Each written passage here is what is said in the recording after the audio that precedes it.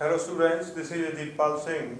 So student, from till now we have discussed about the Newton's first law of motion and also discussed about the various application in our daily life of Newton's first law. ਤਾਂ ਬੇਟਾ ਜਿਹੜੀ ਅੱਜ ਆਪਾਂ ਗੱਲ ਕਰਾਂਗੇ, ਆਪਾਂ ਪਿੱਛੇ ਗੱਲ ਕਰ ਚੁੱਕੇ ਹਾਂ ਵੀ ਕਿਵੇਂ ਕੋਈ ਬਾਡੀ ਮੂਵ ਕਰਦੀ ਆ, ਹਨਾ, ਅਨਬੈਲੈਂਸ ਫੋਰਸ ਕਰਕੇ ਮੂਵ ਕਰਦੀ ਆ। ਸੇਮ ਗੱਲ ਆਪਾਂ ਨੂੰ ਕਿਹਨੇ ਕਹੀ, ਸੇਮ ਗੱਲ ਨਿਊਟਨ ਨੇ ਆਪਾਂ ਨੂੰ ਆਪਣੇ ਫਸਟ ਲਾਅ ਦੇ ਵਿੱਚ ਕਹੀ। ਨਿਊਟਨ ਕਹਿੰਦਾ ਕੋਈ ਬਾਡੀ ਉਹਨਾਂ ਟਾਈਮ ਮੂਵ ਕਰਦੀ ਰਹੂਗੀ ਜਾਂ ਸਟਾਪ ਰਹੂਗੀ ਜਿੰਨਾ ਟਾਈਮ ਆਪਾਂ ਉਸ ਦੇ ਉੱਤੇ ਕੋਈ ਐਕਸਟਰਨਲ ਫੋਰਸ ਨਹੀਂ ਲਗਾਉਂਦੇ। ਠੀਕ ਹੈ ਬੇਟਾ। ਹੁਣ ਫੋਰਸ ਇੱਥੇ ਆਪਾਂ ਨੇ ਕੀ ਕੀਤਾ, ਇੱਥੇ ਆਪਾਂ ਫੋਰਸ ਬਾਰੇ ਗੱਲ ਕੀਤੀ ਆ, ਮੋਸ਼ਨ ਦਾ ਕੌਜ਼ ਹੀ ਆਪਾਂ ਡਿਸਕਸ ਕੀਤਾ। ਫਿਰ ਵੀ ਹਜੇ ਆਪਾਂ ਨੂੰ ਮੋਸ਼ਨ ਬਾਰੇ ਕੋਈ ਖਾਸ ਨੌਲੇਜ ਨਹੀਂ ਹੈ। ਆਪਾਂ ਨੂੰ ਮੋਸ਼ਨ ਬਸ ਇੰਨਾ ਕੁ ਪਤਾ ਵੀ ਮੋਸ਼ਨ ਇਜ਼ ਅ ਥਿੰਗ ਜਿਹਦੇ ਵਿੱਚ ਬਾਡੀ ਮੂਵ ਕਰਦੀ ਆ। ਬਟ ਕੀ ਮੋਸ਼ਨ ਇੱਕ ਫਿਜ਼ੀਕਲ ਕੁਆਂਟੀਟੀ ਆ? Is motion a physical quantity?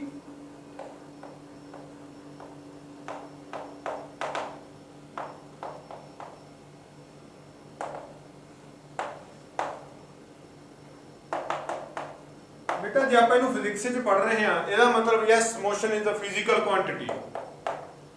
ਤੇ ਬੇਟਾ ਜੇ ਯੈਸ ਹੈ ਨਾ, ਜੇ ਮੋਸ਼ਨ ਇੱਕ ਫਿਜ਼ੀਕਲ ਕੁਆਂਟੀਟੀ ਆ, then we have a measure of motion. ਫਿਰ ਆਪਾਂ ਨੂੰ ਮੋਸ਼ਨ ਦੀ ਮੈਜ਼ਰਮੈਂਟ ਵੀ ਕਰਨੀ ਆਉਣੀ ਚਾਹੀਦੀ ਆ, ਮੈਜ਼ਰ ਆਫ ਮੋਸ਼ਨ, ਔਰ you can say measure of impact of motion.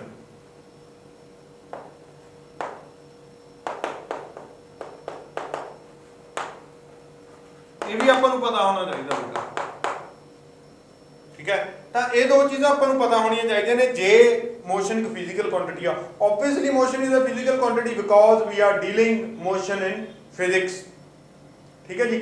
ਹੁਣ ਗੱਲ ਇੱਥੇ ਸ਼ੁਰੂ ਹੁੰਦੀ ਆ ਵੀ ਕਿਸੇ ਬਾਡੀ 'ਚ ਕਿੰਨੀ ਕੁ ਮੋਸ਼ਨ ਹੋ ਸਕਦੀ ਆ, ਕਿਸੇ ਬਾਡੀ ਦੇ ਵਿੱਚ ਕਿੰਨੀ ਮੋਸ਼ਨ ਹੋ ਸਕਦੀ ਆ, ਕਿੰਨੀ ਮੋਸ਼ਨ ਪੋਸੀਬਲ ਹੈ ਕਿਸੇ ਬਾਡੀ ਦੇ ਵਿੱਚ। ਇਮੈਜਿਨ ਕਰੋ, ਤੁਸੀਂ ਕੀ ਸੋਚ ਰਹੇ ਹੋ ਕਿਸੇ ਬਾਡੀ ਦੇ ਵਿੱਚ ਕਿੰਨੀ ਮੋਸ਼ਨ ਪੋਸੀਬਲ ਹੈ। ਇੱਕ ਸ਼ਬਦ ਆਪਾਂ ਪਹਿਲਾਂ ਡਿਸਕਸ ਕੀਤਾ ਬੇਟਾ, ਇਨਰਸ਼ੀਆ। ਕੀ ਡਿਸਕਸ ਕੀਤਾ? ਇਨਰਸ਼ੀਆ।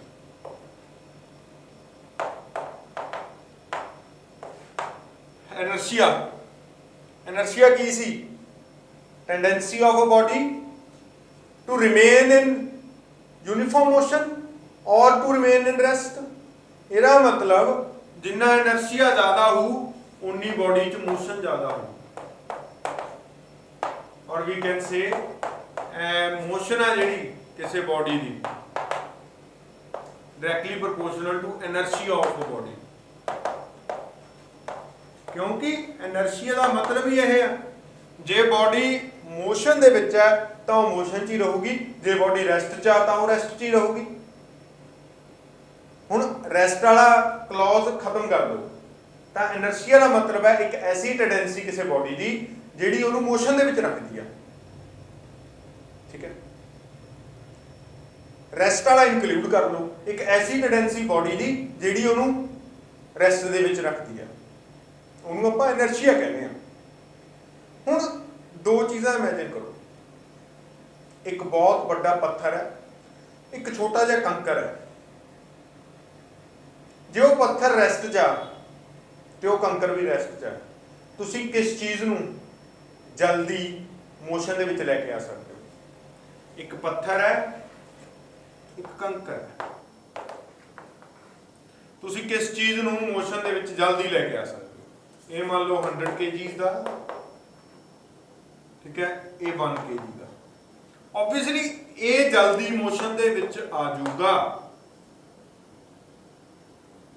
ਇਹਦਾ ਮਤਲਬ ਜੇ ਜਲਦੀ ਮੋਸ਼ਨ ਦੇ ਵਿੱਚ ਆ ਜੂ, ਪਹਿਲਾਂ ਰੈਸਟ ਸੀ, ਇਸ ਦਾ ਮਤਲਬ ਕੀ ਹੋ ਗਿਆ? ਇਹਦਾ ਇਨਰਸ਼ੀਆ ਲੈਸ ਹੈ, ਲੈਸ ਇਨਰਸ਼ੀਆ, ਕਿਉਂਕਿ ਇਹ ਥੋੜੀ ਜਿਹੀ ਫੋਰਸ ਨਾਲ ਹੀ ਮੂਵ ਹੋ ਜਾਊਗਾ, ਮੂਵ ਕਰਨ ਲੱਗ ਜੂ। ਮਤਲਬ ਇਹਦਾ ਇਨਰਸ਼ੀਆ ਘੱਟ ਸੀਗਾ, ਇਨਰਸ਼ੀਆ ਆਫ ਰੈਸਟ ਘੱਟ ਸੀਗਾ।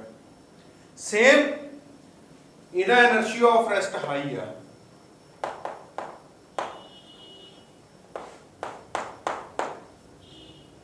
ਇਹ ਤਾਂ ਸੀ ਰੈਸਟ ਦੀ ਗੱਲ। ਹੁਣ ਜੇ ਮੈਂ ਗੱਲ ਕਰਾਂ, ਇੱਕ 100 ਕਿਲੋ ਦਾ ਪੱਥਰ ਤੁਹਾਡੇ ਵੱਲ ਨੂੰ ਰੁੜਿਆ ਆ ਰਿਹਾ, ठीक है।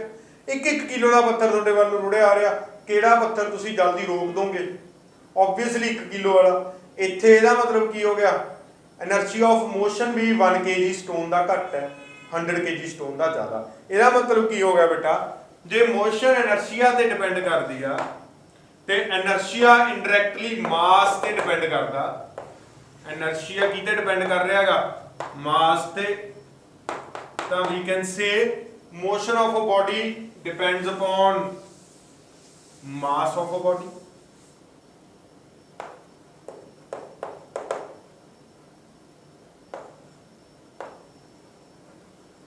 ठीक है, जिन्ना जिहदा ज्यादा मास होगा, जो एक बार बॉडी मोशन च आ गई उन्होंने रोकना उन्ना ही ज़्यादा मुश्किल होगा। ठीक है, तुसीं एक खिडौना कार नूं बहुत जल्दी रोक सकते हो, बट एक रियल कार नूं जिहदा मास बहुत ज़्यादा बहुत रोक ही नहीं सकते, की पता तुहाडे उपरों दी लंघ जे। ठीक है बेटा, तो इत्थों आपां नूं एक चीज़ क्लीयर हो गई भी जिहड़ा मोशन है, मोशन मास ते डिपेंड करूगा। दूजी चीज़ मोशन किते डिपेंड करू?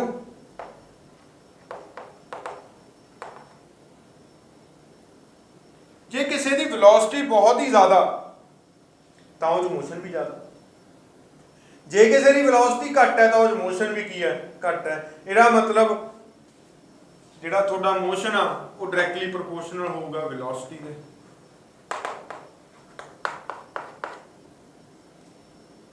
हाँ जी, होगा ना, दोनों दे डायरैक्टली प्रोपोर्शनल होगा ये। तो जब आप दोनों कंबाइन करना, मतलब इत्थे एंड लिखना, एंड का मतलब बेटा मैथमैटिक्स मल्टीप्लाई होंदा। इहदा मतलब आप कह सकते हैं कि जिहड़ा मोशन होगा वो होगा मास इनटू वेलोसिटी दे। ठीक है, this is the measure of motion. इत्थों आप मोशन मेजर कर सकते हैं, मेजर ऑफ मोशन। ठीक है, and measure of impact of motion is called momentum। इनू आप मोमेंटम कहांगे। इहदा मतलब जिहड़ा ये मोशन है इनू मैं लिख सकदा मोमेंटम। इत्थे प्रोपोर्शनैलिटी की जगह ते मैं इक्वल पा के सी लावां ते सी की वैल्यू 1 करदा तां मैं लिख सकदा momentum is equal to mass into velocity. तां बेटा आपां मोशन दी मेजर नूं एक नवां शब्द देता मोमेंटम। मोशन दी जिहड़ी मेजर सी ओनू आपां मोमेंटम कहता, ते मोमेंटम दा फार्मूला बन गया mass into velocity. Momentum is denoted by P which is equal to mass into velocity. ये बेटा ओहदा फार्मूला बन गया मोमेंटम। तो जे कोई तुहानूं पूछे ना भी किसी बॉडी च कितनी मोशन आ सकती है, तो तुसीं दो फैक्टर कंसेंट की करोगे, देखोगे पहला उसका मास कितना का, जिन्ना ज़्यादा मास हो वो बॉडी उन्नी ही ज़्यादा मोशन कैरी कर सकती है। दूजा उसकी वेलोसिटी कितनी है, जिन्नी ज़्यादा वेलोसिटी वो बॉडी लिए उन्नी ही ज़्यादा मोशन होगी। ठीक है, दोनों फैक्टर आ जाएंगे, दोनों फैक्टर मल्टीप्लाई दे विच आउणगे। ठीक है, दोनों फैक्टर मल्टीप्लाई दे विच आउणगे। इहदा मतलब की हो गया बेटा, इहदा मतलब हो गया भी जे अपने कोल एक स्मॉल बॉल है 2 ग्राम, एक 2 kg की बॉल है, दोनों सेम वेलोसिटी नाल मूव कर रही ने, किहड़ी बॉल नूं रोकना मुश्किल होगा? वेलोसिटी सेम आ, मास का फर्क आ, ऑब्वियसली वो बॉल नूं रोकना मुश्किल हो जिहड़ी भारी होगी, जिहड़ी हैवी होगी 2 kg बॉल। 2 kg बॉल जिहड़ी कि हैवी है, जिहड़ी कि भारी है, उन्होंने रोकना मुश्किल है। इहदा मतलब ਉਹਦੇ ਵਿੱਚ मोशन ज़्यादा, ਉਹਦੇ ਵਿੱਚ मोशन की है ज़्यादा। सैकेंड थिंग, मेरे को एक 2 ग्राम की बॉल है, दूसरी 2 kg की बॉल आ, बट इत्थे की आ, चलो इत्थे बॉल आप सेम रख लें, एक 2 kg बॉल, दूसरी भी 2 kg बॉल। ठीक है, बट जी फस्ट बॉल आ 2 kg वाली, ਉਹਦਾ ਜਿਹੜਾ मास है, ਉਹਦੀ ਜਿਹੜੀ वेलोसिटी है, ठीक है, first ball 2 kg, second ball 2 kg, ਇਹਦੀ वेलोसिटी है 3 मीटर पर सेकंड, ਇਹਦੀ वेलोसिटी है कितनी 6 मीटर पर सेकंड। ਕਿਹੜੀ बॉल ਨੂੰ रोकना आसान हो, ਕਿਹੜੀ बॉल ਨੂੰ रोकना मुश्किल होगा? ਕਿਵੇਂ पता करांगे? ਕਿਹੜੀ बॉल 'ਚ मोशन ज़्यादा होगी ਉਹਨੂੰ रोकना मुश्किल होगा। मोशन की मैजर की जा रहा 2 × 6 12 किलोग्राम मीटर पर सेकंड है यदी मोशन का ਇਹਦਾ ਮੈਜ਼ਰ ਆਫ ਮੋਸ਼ਨ ਮਤਲਬ ਮੋਮੈਂਟਮ ਇਹਦਾ ਹੈਗਾ 6 ਕਿਲੋਗ੍ਰਾਮ ਮੀਟਰ ਪਰ ਸੈਕਿੰਡ। ਹਾਂਜੀ ਕਿਹਨੂੰ ਰੋਕਣਾ ਆਸਾਨ ਹੋਊਗਾ ਆਬਵੀਅਸਲੀ ਇਸ ਬਾਲ ਨੂੰ ਰੋਕਣਾ ਆਸਾਨ ਹੋਊ ਕਿਉਂਕਿ ਇਹਦੇ ਵਿੱਚ ਮੈਜ਼ਰ ਆਫ ਮੋਸ਼ਨ ਕੀ ਆ ਘੱਟ ਹੈ ਮੋਮੈਂਟਮ ਘੱਟ ਹੈ ਜਿਹਦੇ ਵਿੱਚ ਮੋਮੈਂਟਮ ਘੱਟ ਹੈ ਉਹਨੂੰ ਰੋਕਣਾ ਆਸਾਨ ਹੋਊਗਾ। ਠੀਕ ਹੈ ਬੇਟਾ ਤਾਂ ਮੋਮੈਂਟਮ ਸਮਝ ਗਏ ਕੀ ਹੁੰਦਾ momentum is the measurement of motion in a body ਵਿਚ ਡਿਪੈਂਡਸ ਅਪਨ ਟੂ ਫੈਕਟਰ ਕਿਹੜੇ ਕਿਹੜੇ ਫੈਕਟਰ ਨੇ ਉਹ mass and velocity of the body. ਚਲੋ ਤਾਂ ਅੱਗੇ ਆਪਾਂ ਗੱਲ ਕਰਦੇ ਹਾਂ momentum is denoted by small p। ਹੁਣ ਆਪਾਂ ਇਹ ਵੀ ਇੱਕ ਫਿਰ ਕੁਆਂਟੀਟੀ ਬਣ ਗਈ ਬੇਟਾ ਦਿਸ ਇਜ਼ ਅ ਕੁਆਂਟੀਟੀ ਇੱਕ ਕੁਆਂਟੀਟੀ ਬਣ ਗਈ ਫਿਜ਼ੀਕਲ ਕੁਆਂਟੀਟੀ ਬਣ ਗਈ ਮੋਮੈਂਟਮ ਤੇ ਜਿਹਨੂੰ ਬੱਚੇ ਨੂੰ ਮੋਮੈਂਟਮ ਸਮਝ ਆ ਗਿਆ ਉਹਨੂੰ ਅਗਲੀ ਫਿਜ਼ਿਕਸ ਸਮਝ ਆ ਜੂ ਜਿਹੜੇ ਬੱਚੇ ਨੂੰ ਮੋਮੈਂਟਮ ਨਹੀਂ ਨਾ ਸਮਝ ਆਇਆ ਉਹਨੂੰ ਅਗਲੀ ਫਿਜ਼ਿਕਸ ਸਮਝ ਨਹੀਂ ਆਉਣੀ ਤਾਂ ਕਰਕੇ ਮੈਂ ਕਹਿ ਰਿਹਾ ਇਹ ਲੈਕਚਰ ਨੂੰ ਬਾਰ-ਬਾਰ ਦੇਖ ਲਿਓ ਭਾਵੇਂ ਪਰ ਇੱਕ ਚੀਜ਼ ਧਿਆਨ 'ਚ ਰੱਖਿਓ ਕਿ ਮੋਮੈਂਟਮ ਦਾ ਮਤਲਬ ਹੈ measurement of motion in a body. ਠੀਕ ਹੈ ਜਿਹੜੇ ਦੋ ਫੈਕਟਰਸ ਤੇ ਡਿਪੈਂਡ ਕਰਦੇ ਆ ਤਾਂ p = ਬੇਟਾ m * v। ਹੁਣ ਆਪਾਂ ਇਹਦੇ ਯੂਨਿਟਸ ਦੀ ਗੱਲ ਕਰਦੇ ਆ p ਮਾਸ ਦੇ ਯੂਨਿਟ ਕੀ ਹੁੰਦੇ ਨੇ ਬੇਟਾ ਕਿਲੋਗ੍ਰਾਮ * ਵੈਲੋਸਿਟੀ ਦੇ ਯੂਨਿਟ ਮੀਟਰ ਪਰ ਸੈਕਿੰਡ ਤਾਂ ਇਹਦੇ ਯੂਨਿਟ ਬਣ ਗਏ kilogram metre per second. These are the units of momentum। ठीक है हाँ नेक्स्ट ਆਪਾਂ ਗੱਲ ਕਰਦੇ ਹਾਂ is it a scalar quantity or a vector one। ਹਾਂਜੀ ਮਾਸ ਕੀ ਹੁੰਦਾ ਸਕੇਲਰ ਹੁੰਦਾ ਹੈ ਵੈਲੋਸਿਟੀ ਕੀ ਹੁੰਦੀ ਹੈ ਵੈਕਟਰ ਹੁੰਦੀ ਹੈ ਦੋਨਾਂ ਦਾ ਮਲਟੀਪਲੀਕੇਸ਼ਨ ਆਬਵੀਅਸਲੀ ਕੀ ਹੋਊਗਾ ਵੈਕਟਰ ਹੋਊਗਾ। ਸੋ momentum is a vector quantity।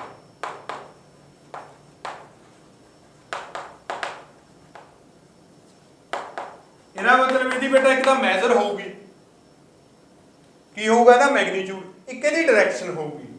ਠੀਕ ਹੈ ਡਾਇਰੈਕਸ਼ਨ ਕਿਸ ਤਰਫ ਨੂੰ ਹੋਊਗੀ ਇਹਦੀ ਡਾਇਰੈਕਸ਼ਨ ਉਹ ਜਿਸ ਤਰਫ ਨੂੰ ਵੈਲੋਸਿਟੀ ਹੋਊਗੀ ਜਿਹੜੀ ਡਾਇਰੈਕਸ਼ਨ ਵੈਲੋਸਿਟੀ ਦੀ ਆ ਉਹੀ ਡਾਇਰੈਕਸ਼ਨ ਮੋਮੈਂਟਮ ਦੀ ਆ ਕਿਉਂਕਿ ਮਾਸ ਦੀ ਤਾਂ ਕੋਈ ਡਾਇਰੈਕਸ਼ਨ ਨਹੀਂ ਹੁੰਦੀ ਤਾਂ ਜਿਹੜੀ ਡਾਇਰੈਕਸ਼ਨ ਵੈਲੋਸਿਟੀ ਮੂਵ ਕਰੂ ਮੰਨ ਲਓ ਕੋਈ ਬਾਡੀ ਲੈਫਟ ਹੈਂਡ ਸਾਈਡ ਵੱਲ ਨੂੰ ਮੂਵ ਕਰ ਰਹੀ ਆ ਤਾਂ ਉਹੀ ਡਾਇਰੈਕਸ਼ਨ ਕਿਹਦੀ ਹੋਗੀ ਮੋਮੈਂਟਮ ਦੀ ਠੀਕ ਹੈ and the direction of momentum is same as the direction of velocity.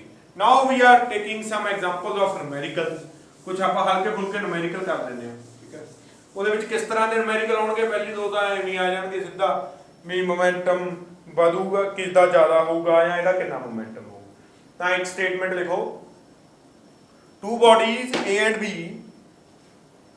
of mass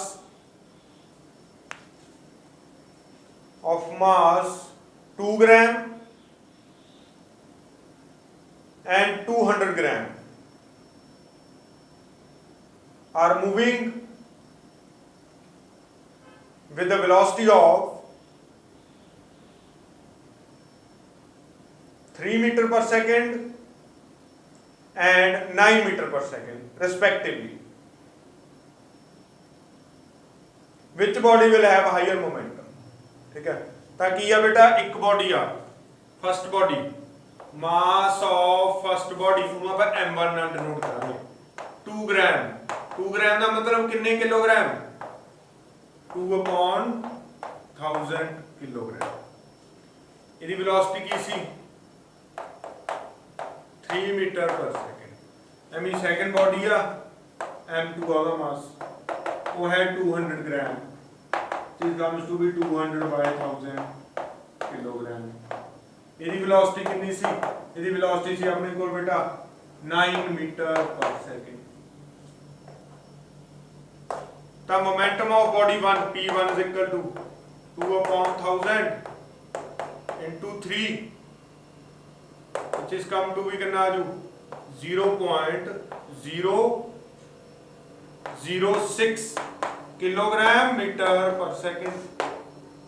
ठीक है and the direction of momentum is in the direction of velocity। ठीक है आ ਉਹਦਾ ਮੈਗਨੀਟਿਊਡ ਹੋ ਗਿਆ ਇੱਥੇ ਮੈਗਨੀਟਿਊਡ ਲਿਆ ਆਪਾਂ ਪਹਿਲਾਂ ਇਹ p2 ਕੀ ਆਊ ਬੇਟਾ p2 ਆਜੂ 200/1000 into 9 1.8 किलोग्राम मीटर पर सेकंड। किहदा मोमेंटम ज्यादा है? ऑब्वियसली बेटा ਇਹਦਾ मोमेंटम ज्यादा। ਹੋਰ ਆਪਾਂ ਕਰ ਸਕਦੇ ਹਾਂ ਇੱਕ ਉਹ ਕੀ ਕਹਾਂਗੇ a body of mass 3 kg, a body of mass 3 kg is moving with the velocity of 3 meter per second. What will be its new momentum? What will be its new momentum if the velocity increases to 6 meter per second? ਇਹ ਤੁਸੀਂ ਆਪ ਹੀ ਕੱਢ ਸਕਦੇ ਹੋ ਬੇਟਾ, ਕੋਈ ਇੰਨਾ ਔਖਾ ਹੈ ਨਹੀਂਗਾ। ਪਹਿਲਾਂ ਉਹਦਾ ਮੋਮੈਂਟਮ ਕਿੰਨਾ ਹੋਊਗਾ? ਪਹਿਲਾਂ ਆਊਗਾ ਬੇਟਾ 3 × 3 9 ਕਿਲੋਗ੍ਰਾਮ ਮੀਟਰ ਪਰ ਸੈਕਿੰਡ। ਫਿਰ ਕੀ ਆਊਗਾ ਉਹਦਾ ਨਵਾਂ ਆਊਗਾ 3 × 6 18 ਕਿਲੋਗ੍ਰਾਮ ਮੀਟਰ ਪਰ ਸੈਕਿੰਡ। ਇਹਦਾ ਮਤਲਬ ਮੋਮੈਂਟਮ ਡਬਲ ਹੋ ਗਿਆ। ਕਿਉਂ ਡਬਲ ਹੋ ਗਿਆ? ਕਿਉਂਕਿ ਵੈਲੋਸਿਟੀ ਡਬਲ ਹੋ ਗਈ। ਤਾਂ ਜੇ ਵੈਲੋਸਿਟੀ ਡਬਲ ਹੋ ਗਈ ਤਾਂ ਮੋਮੈਂਟਮ ਵੀ ਡਬਲ ਹੋ ਜਾਊਗਾ। ਉਹ ਵੀ ਜੇ ਮਾਸ ਡਬਲ ਹੋ ਗਿਆ ਤਾਂ ਮੋਮੈਂਟਮ ਵੀ ਡਬਲ ਹੋ ਜਾਊਗਾ। ट्रिपल हो गया तो ट्रिपल हो जाऊगा, 1/2 हो गया तो मोमेंटम भी 1/2 हो जाऊगा। ठीक है, तो ये कोई एडियां खास मतलब इन्नियां औखियां प्रॉब्लम्स नहीं होंगियां। ठीक है, तो कई बार वो कहते हैं कि रेशो कड्डो। रेशो का मतलब की आ P1/P2 ला लो बस। इन्हां दी रेशो देखो, P1 की आ गया इत्थे यानी कि इत्थे आ जो P1 ratio P2 which is equal to 0.006/1.8। ठीक है, इनू सॉल्व कर लो जे हुंदा जिवें सॉल्व हुंदा। This is the ratio. कई बार वो रेशो कह दिया करनगे भी रेशो कट के दिखाओ। ठीक है, तो ये न्यूमेरिकल बड़े सिंपल ने। तुहानू मोमेंटम का फार्मूला याद होना चाहिए। मोमेंटम के बारे थोरो नॉलेज होनी चाहिए भी मोमेंटम का मतलब की है। मोमेंटम का मतलब है बेटा मैजर ऑफ मोशन। यही मोमेंटम सैकेंड ला का की बनिया बेस बनिया। जिन्हों फस्ट ला ते मोमेंटम समझ आ गया ना, वो सैकेंड ला दे विच चला जाऊगा। उन्होंने सैकेंड ला प्रॉपर तरीके नाल समझ आ जाऊगा। जिन्हों फस्ट ला ते मोमेंटम ही समझ ना आया, ठीक है, वो सैकेंड ला नहीं कर सकता। ठीक है बेटा, तो हुण भी मैं कह रहा दोबारा एक बार फस्ट ला ते मोमेंटम की चंगी तरह नाल अपने माइंड च एक पिक्चर बना लो ताकि तुसीं सैकेंड ला चंगी तरह समझ सको। इस चैप्टर का सब तो इंपॉर्टेंट ला सैकेंड ला ही है। जिन्हों सैकेंड ला आ गया उन्होंने वर्क पावर एनर्जी आ गया सारा। ठीक है बेटा, तो अज का जिहड़ा लैक्चर आ वो इसे तक ही डिपेंड आपां खत्म करते हैं। Thank you very much.